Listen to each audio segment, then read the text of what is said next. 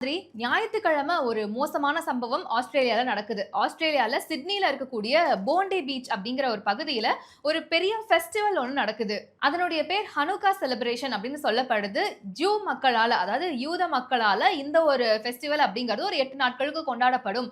உலகம் முழுவதும் இருக்கக்கூடிய ஜூ மக்கள் இத கொண்டாடுவாங்க அப்படின்னு சொல்றாங்க.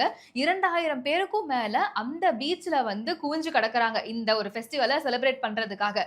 இவ்வளவு மக்கள் குவிஞ்சிருக்க ஒரு இடத்துல திடீர்னு ஒரு 2 பேர் துப்பாக்கி கைகளோட வந்து சரமாரியா எல்லா பக்கமும் சுடுறாங்க.